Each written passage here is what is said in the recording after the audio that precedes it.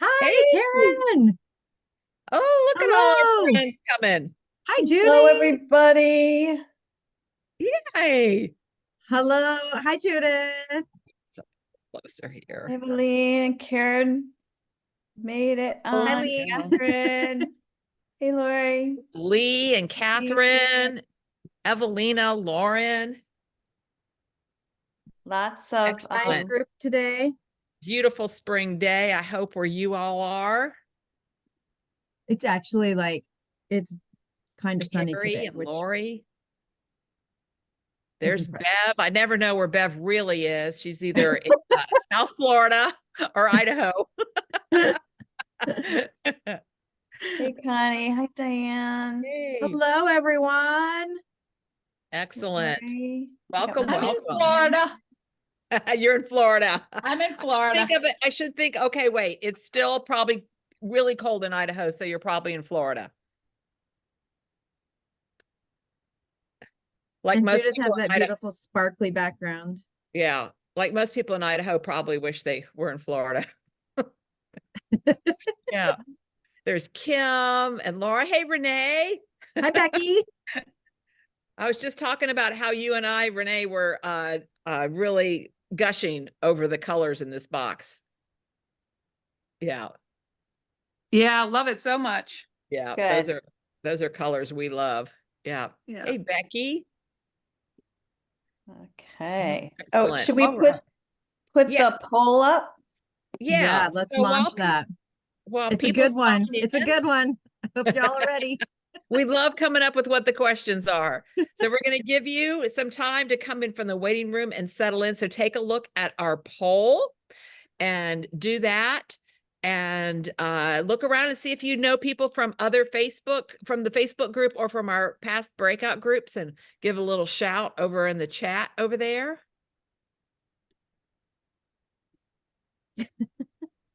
Yeah, this is so fun. And it's fun watching the poll questions come in I because know. we can see the percentages and how they move. And then they don't always stay that way at all. Hey, Jeannie and Laura's on. Good. Hi. I love the questions. We're getting real creative these days. Yeah, Sarah had a good time with Yeah. the last one. Love it. Wait. You should No, have changed it to how much wood could a beaver chuck? I love it. Yeah. I Beaver know, could right? chuck wood. Because I Truly. feel like that the accuracy is not there in that question. Yeah. That's just me. Not very scientific. You're right. That's great. That's just the researcher brain speaking is all. I personally lean toward, I can't answer the poll, but I lean towards the third answer on that one. I mean, there's the tongue twister answer is, the how much wood could a woodchuck chuck if a woodchuck could chuck wood? Will a woodchuck chuck as much wood or a woodchuck could chuck if a woodchuck could chuck wood? But then I think of the beavers Yes, the dear beavers. and all the marvelous, wonderful, good things that they do. So yeah. So it looks like 20 out of 21 have answered the poll. We'll just give it another minute or so here. I wish I could answer. Be right back.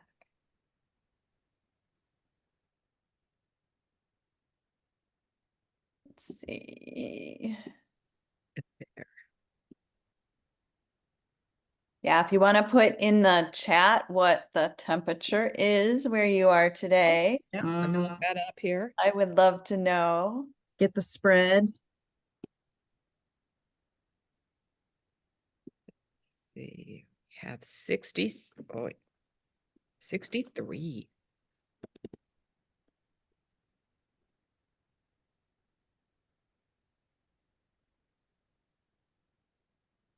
Six, seven. Oh, Oh, Bev. Yes, Bev is further south than Renee and I. I think you win. I think you win.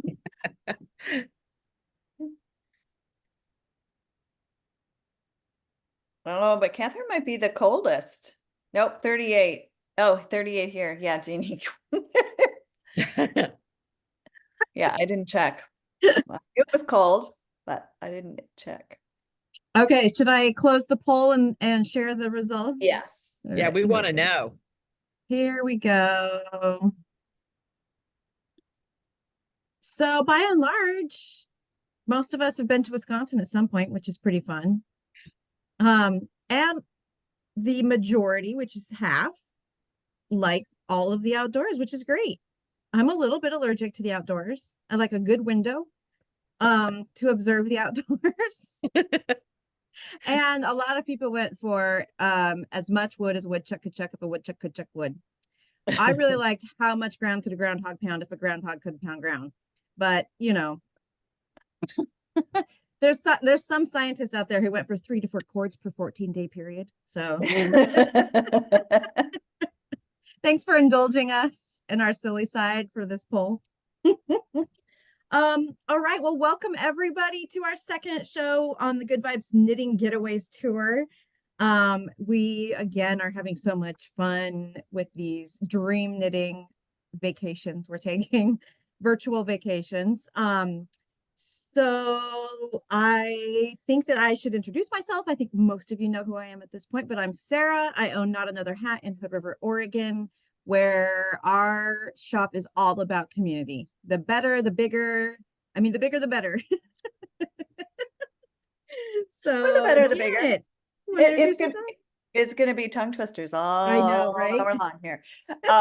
I am Janet from String Theory Yarn Company. We are located outside of Chicago, and we are all about environmentally friendly and socially responsible yarn. And now we've got a lot of gifts in that category as well. So both. Hey, I'm Cadence. I'm here at Fuzzy Goat in Thomasville, Georgia. So pretty far from lots of you. And we just love color and whimsy, and we try to unite community as much as possible around fun. So before we get too much further, at this point is more of just a reminder about muting yourself while the video is on for background noise. For me, it'll be Sunday, so there'll be, and it's also spring, so people are starting to go down to bike week. I don't know why they're coming through Thomasville on a brick road, but they might. And so, I'll be muting myself while that sort of thing is happening. But more importantly, if you have questions, we want you to put them in the chat along the way. And we'll be sure to be checking those the whole time that we're going on. So let's get our show on the road. All right. So we'd like to kick things off, we do, with sending y'all to some breakout groups so that you can get to know each other just a little bit better. And we would love for you to share what's on your needles right now. It doesn't mean you have to be working on something during the show, but if you've got something nearby that you can show and tell, that would be fantastic. So to help break the ice, the first person to talk in each group is the person with the longest hair. So here they go. Oh, welcome back. Hello, everybody. Everyone should be here in about 10 seconds. I can see the countdown happening. 9, 8, 7, 6. Oh, well, thank you so much for playing along. And I hope you enjoyed having some time to talk to each other in a little bit smaller group and found out some interesting pattern ideas. Anybody have something that they heard about that they absolutely want to go put in their queue right away? You can unmute yourself, or you can throw it in the chat, either one of those. Yeah, I would love to know. Janet, Sarah, and I always are looking too. Sometimes Always. we get best pattern ideas from what you guys are doing. Always. Yeah. You're our little tentacles out into the knitting world. So now we're gonna turn to Janet to talk about box number 2. Yay! So when we were thinking about our getaways, and I was trying to think of, I had a long list, but of places that I would like to go. But I kept thinking about for many years, my parents had a house in Wisconsin, and they built it. It was in a Girl Scout. It was a Girl Scout camp that got divided up into lots, and so there was a lake and there was woods, and my parents bought it when I got married. So it wasn't anything, it wasn't a childhood thing, but I was raising my kids there. And I just kept going back to that and how much I would love just going up there and either sitting by the big window and looking out, because I'm a big fan of being in a cozy chair or couch, looking out on nature, or actually sitting out on the deck and breathing it all in. But I love, because you've got so much sitting with knitting, and I can sit for hours and hours, but I do love to hike. So it was wonderful because in front of the house was the lake, and then behind the house was a path that my dad had carved through the woods, and we would go hiking. And one of my best memories is he would go to the dump, and he would get things that people had discarded, and he would turn them into art. And so as you walked along the path, there were all sorts of fun things to look at that he had created. For example, he had shovel trees, and I don't know if you've been in the woods in Wisconsin, but a lot of the pine trees, the branches break off, and so they just have little things that stick out. And so my dad would go to the dump, and he would get the shovel heads, and he would paint like Kilroy or my kids' names or Batman symbol, or whatever pop culture thing on the shovels, and he would stick them on the trees. And so you'd walk through and there'd be a tree, and you'd look up and it would have 20 shovels just stuck on it. All sorts of wild and crazy things. I will post some pictures in the Facebook group so that you can see. But so I just kept coming back to that.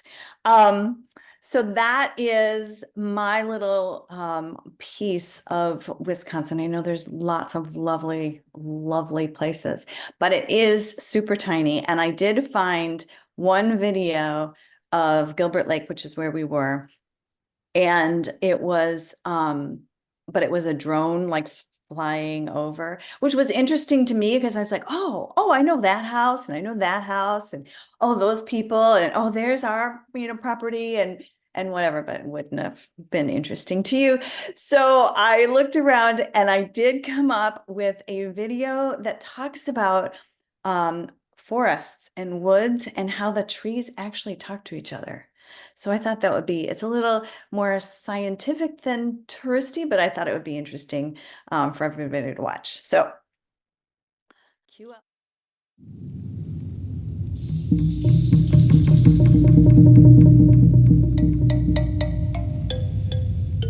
My research does show that they're communicating. Yes, it's a method of communication.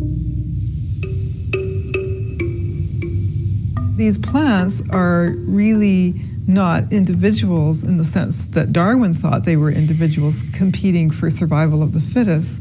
In fact, they're interacting with each other, trying to help each other survive.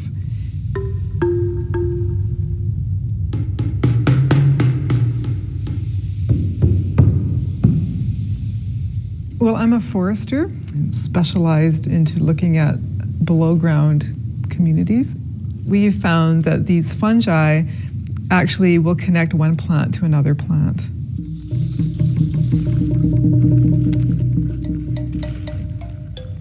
Okay, so this tree here has got roots growing out everywhere, and as we get further away from the tree, we're more likely to find its roots, the ones that are involved in this trade.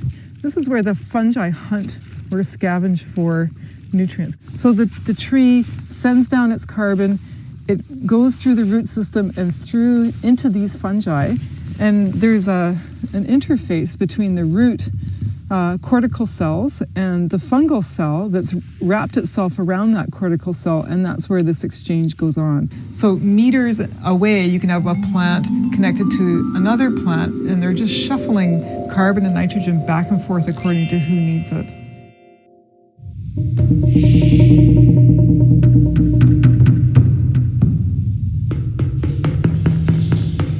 The mother trees we think of as the big old trees. They catch your eye when you walk into a forest. This Douglas fir is about 500 years old. It's a massive tree that will have an enormous network associated with it. So you could think of this as a mother tree. It's in the sense that it's a dominant tree in the forest. It's probably networked into all of the trees all around it, even though they're of different species. So this tree is probably linked over to trees as far as you can see. It's just that there are trees in between that are the bridges for the network. Forest ecosystems are really complex systems, just like the Earth is a complex system, the biosphere. And the way it works is that we have all these parts, and all these parts are working together, like the fungus is working together with the tree. It's a lot like how our brains work. In neural networks, our brains are comprised of neurons and axons, and these neurons are physically related, but they're also, almost metaphysically related, because they're sending messages back and forth and they're building upon each other. It works a lot like a forest ecosystem. So in this forest, the fungus and the tree working together allows lots of structure. That structure is expressed in species diversity or structural diversity of the forest. And that diversity is really what gives the forest resilience.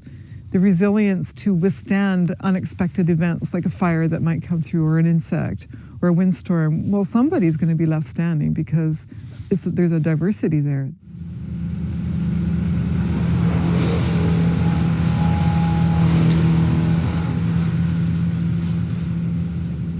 Some of the forest practices that we have done pay no attention to the role of these mother trees, or that trees actually will move some of their legacy to the new generation. We didn't pay attention to it.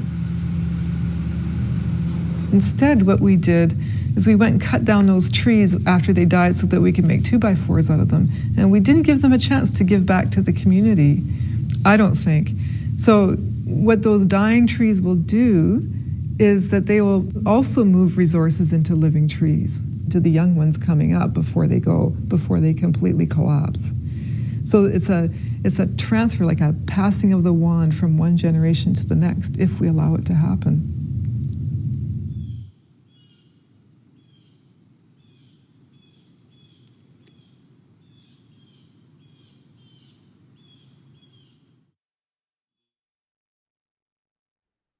So that was your science lesson for today. I just thought the first time I heard about that, I was just fascinated. And I thought, if you hadn't heard about it yet, you might be fascinated as well. So let's get on to talking about the yarn that you all got. And our yarn artist, our dyer this time, is Laura Gavins from Pearl Talk. And before we get to talk to her in person, she created a video for us as an introduction. Hi there, I'm Laura Gavins. I'm the Chief Color Alchemist at Pearl Talk Hand-Dyed Yarns. How did you get into dyeing yarn? I grew up in an immigrant family where fiber arts were taught from an early age by my mom and my grandmother. It was a tradition in the family. When I was growing up, I loved being out in nature. I was climbing trees and picking flowers and figuring out how things worked. I loved color. I loved creating. That was my childhood. As I grew up, I became a chemist and spent most of my early career in product development and in medical device. Then right around that same time, I picked up the knitting needles again. And as I took off in my knitting, I then didn't see the colors that I wanted. And it all kind of snowballed from there. What inspires your dye palette? Bold, saturated color. The outdoors, like the flowers, weather. I was always picking wildflowers as a kid. The third thing, and this is probably the overarching thing, is the mid-century modern era. I was a child of the 70s and the 80s, but I kind of grew up with those colors. Our house, in fact, was built in 1964. And it's complete with a bomb shelter, believe it or not. But I do like to pull colors from that period. It just kind of brings me back to my childhood and some good memories, fond memories. So in terms of color and yarn-based names, some of them are just pretty standard color names, but I love a quippy name with meaning. Like Fuzzy Thinking. It's that fuzzy mohair silk that just adds this fuzzy halo to anything you put it in your knitwear. Brush Surrey with silk. And that one became Yes Siree, because here in the Midwest we say, why, yes siree, Bob. And that just hit right with me. A third thing I would say is music. I just have such a broad, eclectic musical tastes. And I'm listening to music probably 95% of the time. So you will see names like like Judy Blue Eyes. That was named after David Crosby passed away from Crosby, Stills and Nash. Steely Dan is named after Steely Dan. I've got a yarn base named You Soxy Thing after You Sexy Thing from Hot Chocolate in the 1970s. So my approach to dyeing yarn is from the perspective of a color-loving chemist. I mostly kettle dye my yarns, and I do it wearing a chemist's hat. I found that by adjusting the temperature and the pH of the solution and the timing of adding the dye, you can get some really interesting effects, some glazed effects, some real depth to the color in your yarn. And I love knitting with that kind of yarn. What are some of the most unexpected things about having a yarn dyeing business? The most unexpected thing is how much time I spend doing dishes and washing yarn. Things pile up. It's crazy. It's to the point where my husband does all the kitchen dishes because he recognizes how much time I spend washing dishes in my business. And I was actually thinking about changing my title from Chief Color Alchemist to Dishwashing Queen, because, it's a lot. So the other most unexpected thing is that for a person who absolutely loves color, I wear almost exclusively gray and black. And why, you might ask? It's because I am a sloppy mess in the dye studio. I can't be expected to keep things clean, and especially not on my clothes. So I do have a friend who says that she can dye with a white t-shirt on. And that is just not me. I'm a mess. Now you know who I am. In fact, if you look at my logo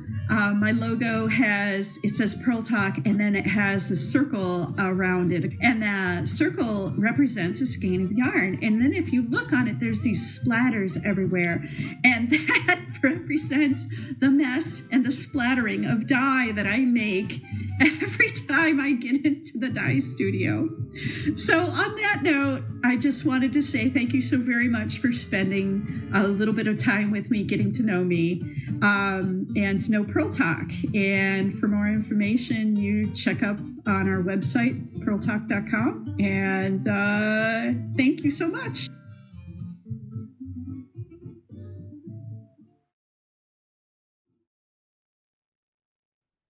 Fabulous. All right, let's see. Oh, thank you, Sarah. Hey, Laura. Hi. Welcome, welcome. Well, thank you very much for having me. It looks like you're in the dye studio. Is that dye behind you? Yes, right back here. Yeah. Yeah. Yeah. Well, and I'm here because, well, it makes sense to be here. The lighting isn't the greatest, but the other thing is my dog gets very excited every time a squirrel runs by, and we have an open floor plan, so it's quieter here. Got it. Got it. Yeah, that's what we're all searching for. That's why I'm in this room, because the door closes. Exactly. I can keep everybody else out. Mhm. Well, thank you so much for that video. It was really fun. I loved your interview yourself style, but I still have questions. So one of the things that I was wondering is how you came up with the name Pearl Talk. Well, let's see. the name predates my business as a yarn dyer, although I was dyeing yarn before then. But like a lot of us during the pandemic, you know, all of our knitting groups went away. And I'm on a Zoom call with all of my knitting buddies, and somebody says, "Oh, I've missed so much the girl talk." And I said, "Don't you mean Pearl talk?" And and everybody was like, "Oh my God, that is so great." And then my friend Anne says, "Laura, you need to lock down that name and hide it and use it." So I got the URL figured out the next day, and I just sort of sat on it for a few years. And then when I decided to start dyeing yarn more for, you know, as a business, then that's when it came out, you know, so it kind of pre-existed, but. Very clever. Very clever. So you said that you started dyeing yarn because you couldn't find the colors you were looking for. Mhm. What colors were you looking for? You know, it wasn't any colors in like particularly, but I think it was a palette. So I think it's really fun to be able to walk up to a yarn and or a yarn group and be able to say, I like this and I want to combine them all together, and somehow they all will work, you know, as opposed to, oh, this one doesn't quite go. And I really love like deep, bold, saturated colors and jewel tones. So, you know, that's, I think the initial palette is where that came from. You know, the other thing for me, you know, I initially started doing, how shall I put it, like variegated yarns. You know, I think a lot of people start there. But then and I love them and they're beautiful and a lot of people do them. But for me, I am a control freak knitter. Like I want to be able to put the color where I want the color to go. And so, but I like to use interesting colors and colors that are not flat. So that's sort of how this sort of evolved into, you know, I wanted tonals, and I wanted tonals that had a depth to them. And that's where my dyeing techniques came from and evolved. So. Yeah, well, and it's interesting to hear you talk about this too, because when I sent you the picture, Mhm.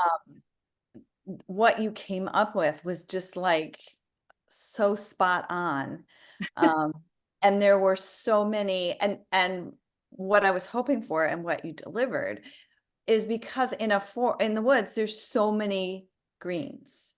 Oh, there There's are. so many browns. There's so many, you know, different things kind of, you know, it's just not one flat color. And so I was thrilled when I opened the box and went, Oh, I'm this is so it. glad. This is it. And I have to tell you too, so full disclosure to everyone, Laura sent me the green and then she sent me 2 different browns. And she said, but I think the light one's better. And I looked at it, I thought, you know, I kind of think the brown one, the dark one's going to be better. And lo and behold, she was right. The light one was better. You Should have know, just gone straight to what she said, but no, I had to swatch them both first and kind of figure out what my pattern was. well, you sent me an inspiration photo, and I named with that deer that was in the pines, and that's where the name came from, in the pines. But it also is a song name from Lead Belly. I think he's a blues singer, but then Nirvana remade it.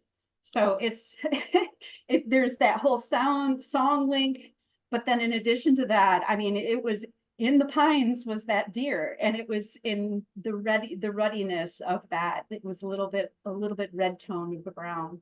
So that's kind of what I honed in on, I guess. Yeah. Yeah. I was just, yeah. So cool. And yes, Sarah, I love the song connection too. I didn't realize that is so cool. Have you ever created any colorways that have been fortunate accidents? So yes and no. So initially when I started dyeing like fuzzier yarns, so little story here. In 2022 was when I started, January 2022 was when I set up the business, but I didn't actually have a first show until May. And I was kind of experimenting during that time period between. So I go to this first show and somebody comes through and says, "Oh my God, I love your yarn," and they buy a bunch. So when they went to do and it kind of all started with this yarn, which I don't know if the lighting is going to show, but how do I explain this? This was in some ways initially an accident. And when I went to reproduce it, I couldn't. Now you look at it and you say, okay, it's just like a charcoal gray. But it has, if you look at the silk, you can see the light in between it. And so when I didn't quite have I would say the chemistry, understanding the chemistry of it in terms of pH, temperature. So this one basically helped me to develop my entire process. If you were to look at this one, it's flat. You can't see the silk core in it. Interesting. Whereas Yeah. this one you can. So this was an accident initially. And then I had to go back and figure out, well, what the heck was I doing and how did I do that? And it kind of helped me to understand process a little bit better. It helped me to understand that different fibers pick up the color at different temperatures, times, and pHs.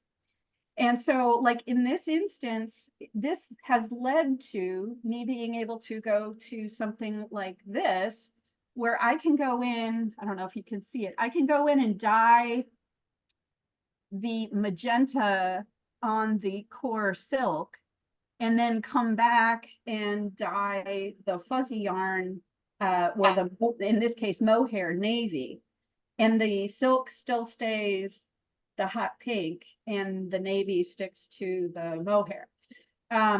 Mohair does it better than the Surrey silk, but it's still, you can still get a little bit of that with the Surrey silk. So yeah, that's kind of I find that kind of fun and interesting, and that was my mistake, but eventually it kind of opened up the whole thing for me. So That's fascinating. I had no idea that. I knew that the different fibers take the dye differently. You know, I'll mention that to customers.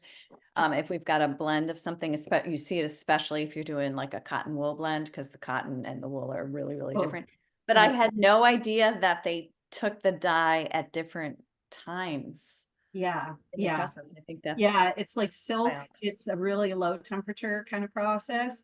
And the mohair almost doesn't want anything to do with it at that temperature. And so, there's some interesting things that you can do by changing your pH and time and temperature. I use a lot of pH paper. I have my favorite thing, I call it my little gun, but it's an infrared thermometer.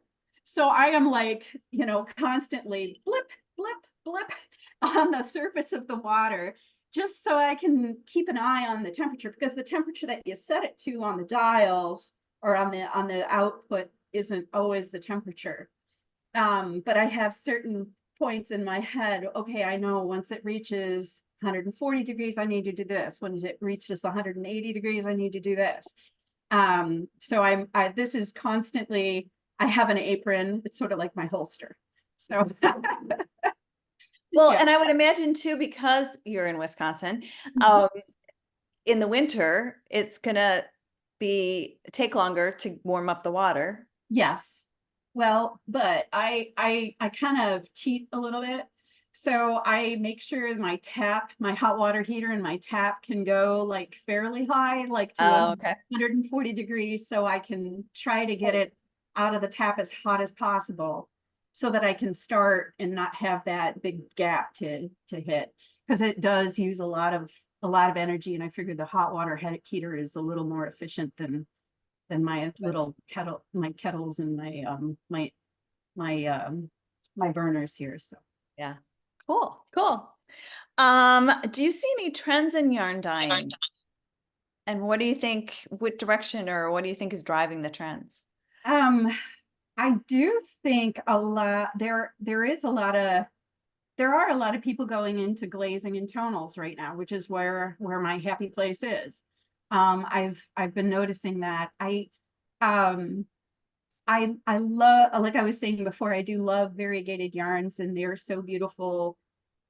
But if I'm gonna, I want to knit, and I think that's what's happening. Sometimes you see a lot of more people that are going into the more tonals, and I think there's so much color work out there too, and that doesn't really work all that great with variegated yarns. So Yeah, it's much harder because you don't know where the color is going to you go. don't know where it's gonna come. Back to your original comment. Yeah, my control freak knitting. Yeah, I'm right there with you. How about any favorite projects do you have? Do you have anything to show us? Okay, so Wearing a sweater.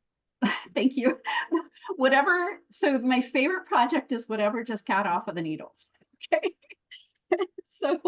So this one I've had for a few months, but this is Hoki Locatelli's Instant Crush. It is all out of the Surrey, 100% of the Surrey. You're holding 2 at a time and doing the color work, and I love this sweater. But I have the other thing that oh gosh, what was its name? I can't remember its name. This is also out of Surrey, and the Surrey, yes, Surrey, plus I was holding the fingering weight, the Usoxy thing with it. And what I really love about this, and I'll look it up and put it in the chat because I can't, of course my brain's gone now, but it's a reversible little shawlette pattern that you just, almost like the modern scarf. It's not like you would wear it as a thing. But then what I love about it is these little cables they're 24 stitches across. And so because of that, you have a little hole here. So you can just tuck your end in and boom, and hands free. Because that's another thing with me. I love shawls, but if I have to fuss with it, so this like puts it in place and then I don't have to deal with it. Super cute. And then the third one, but it's something that I don't have the yarn yet. I was just kind of decided to try it. This one is called Fancy Bones. It's a crochet pattern. And it was for Halloween. And it's supposed to be a sweater, like a big chunky sweater, but I don't know if you guys can see it. It has a skull in the back in cables. Wow. It's the coolest. It's a vest. And that's crochet? It's crochet, yes. I was at a show in Colorado at Estes Park, and I was talking to this lady and she was wearing this really great, she was wearing this really nice crocheted sweater. And I was like, oh, that's, in my head, I was thinking, oh, that's kind of nice. And then she turns around to leave and the skull. I said, oh my God, that's going to be my Halloween sweater. So, but I didn't finish the sleeves in time. So it's now a vest, but I'm planning to put the sleeves on, maybe this summer or something like that. Say, there's always next year. Halloween does come every year. Yeah, so sorry. That was 3 things. I will stop now. No, I love it. I love it. Any questions anybody has? I haven't seen a question, but there's a lot of comments. Like everyone is very, very fascinated by the science and how scientific you are with your dyeing, for sure. Yeah, I have a question about how you keep your notes on that, so that that how you keep your notes, with all those temperature changes and all of that. Like, I mean, so I'm writing my pattern for the third, and I can't, I lose track of, oh wait, I'm not doing that anymore because now I've changed. I'm doing this now. and that sort of, like, I couldn't imagine with all those other variables going in. So I'm really curious about your note-taking process. So, you know, when I'm doing something new, I am like an incessant note taker. So if it's a new recipe, however, for each base, I would have to say the basic recipe stays the same with a few modifications. The only thing that would change is the amount of dye that I put in. In addition to that, I dye based on the weight of the fiber that's in the kettle. So if you have 100-gram skein, I am doing, and I do 5 in a kettle, that's 500 grams. So the weight of the yarn is as a percentage of the, or I'm sorry, the weight of the dye as a percentage of the weight of the yarn. And so it's always going to be like 1% or 0.25% if for that recipe. So that's sort of my basic, you know, how I approach it. I have a scale. I should show you guys some of the stuff. So I use wave oats. These are all chemistry things that I used to use, you know, when I was working in industry, but maybe they were a little more robust or something like that. But I use like wave oats. These are little spatulas. And I'm generally weighing things. This isn't just a jeweler's scale, but it goes to 3 decimal places. So I can get a pretty fine, and that helps me to keep things reproducible. So my goal is to be able to, I mean, and it doesn't always work out, but, you know, I want, you know, people talk about dye lots, you know, and you want to do a sweater and it takes you 6 skeins, but I can only fit 5 in a kettle. And so I do, I will weigh out the dye very, very specifically to 3 decimal places for that kettle. And then the next one I'm doing is the same thing. So they're very close. You know, that's just kind of, I guess, how I'm wired. I'm a little, the creative side goes one way, but then I have this analytical side that takes the notes. And then I get very regimented in terms of how I monitor things. So I am a gadget gal. So that's where the infrared thermometer comes into place, the pH paper comes into place, the scale, and all the other pieces. So Well, I love that. Well, and I love, as a yarn store owner, I can just say thank you for trying to be consistent, because yeah. I won't name names, but there's plenty of boxes I open up and go, which of these is going to be this color? Because it doesn't look like what I thought it was going to look like. It's like mystery meat or something. You know? Exactly. Yeah. Exactly. Yeah. Oh, fascinating. Well, thank you so much, Laura, for spending time with us today. I so appreciate it. And for dyeing up just such spectacular yarn. I loved working with it. And thank you for picking Wisconsin, because it's a great place to live. It's just a great place all around. Just a great place all around. All right. So let me talk a little bit about the pattern choice. We talked about the yarn and how we came up with the colors. And what I was looking for when I go on any trip, let's be real. But if I were to go on a knitting getaway, I always have several different kinds of projects. You want the one that we're going to be by yourself, you can really focus and concentrate on, and then you just have to have that social, not really having to think too much about it project. And that's what I wanted this to be. I wanted it to be easy and cozy and just very meditative if you were by yourself, and more mindless if you were in a social setting and wanted to be able to knit and carry on a conversation with whoever. So that was the goal for this. I love starting with just a few stitches because it always takes me a little while to get my momentum going. And I often have to tear things out and start over again. So it was great to start with just a few, so you can go a ways and go, yeah, that's not it, and rip out and start again, instead of cast on 160 and then rip out and start over again.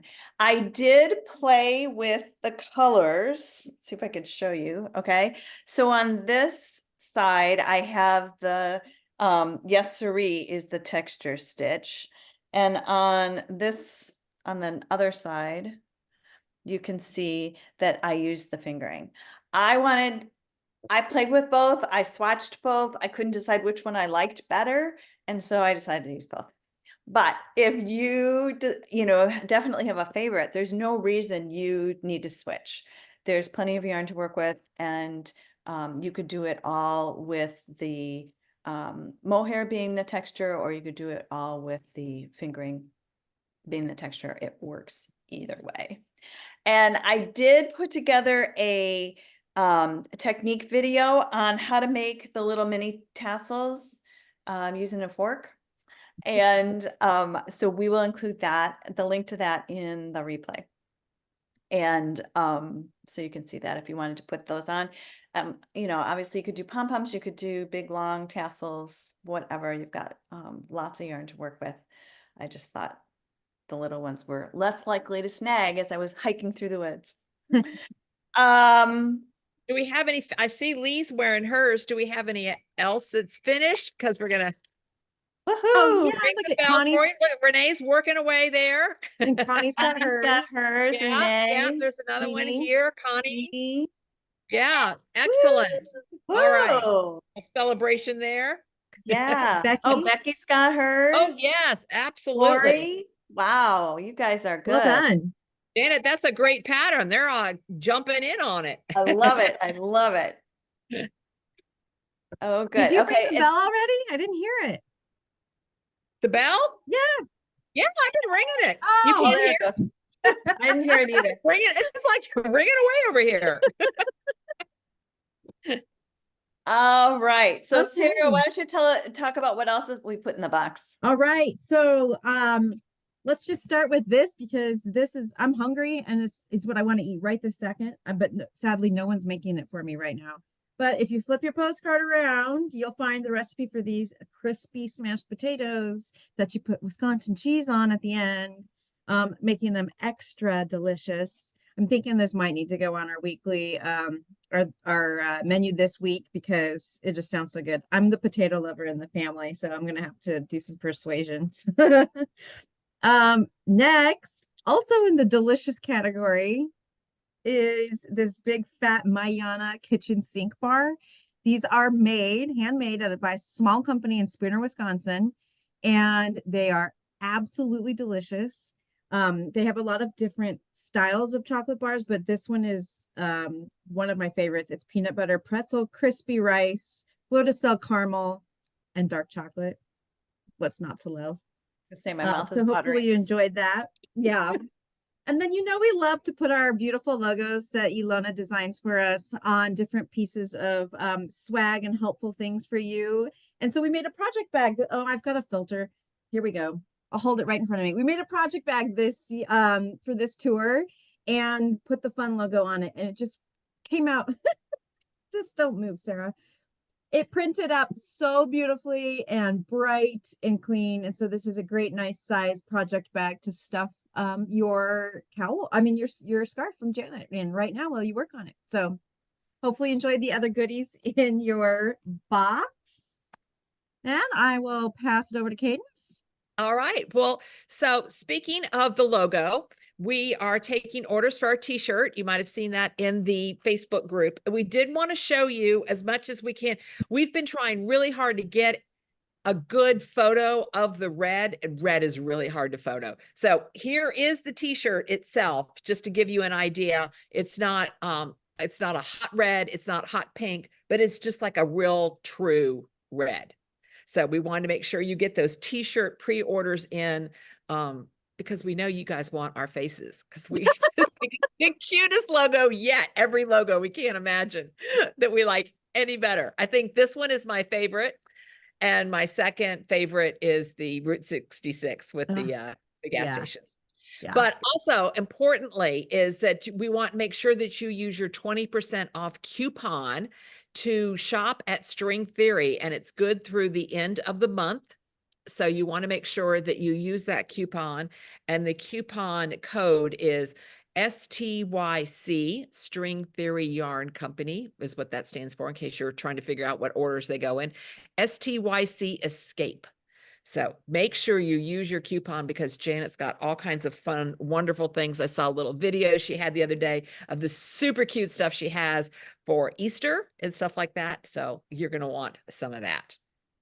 Yeah, we and the coupon's good. The coupon's good on anything. So if you're feeling like, oh, I've got yarn, we've got all sorts of other things got some that great chocolate. we've got some great chocolate. We have more Mayano chocolate. Anybody's interested, for sure. And for keep sure. posting your pictures in the Facebook group, box openings, project progress. We love seeing the boxes on your front steps and stuff like that. It's all so much fun for us now. Yes, the coupon and is so, online. yeah. Sorry, Jeannie, the coupon is for online only, but if they can figure it out if you want to use it when you're in there. You won't be the first. All right. Oh, so the last thing, and we're a little bit over, so thanks for hanging in with us.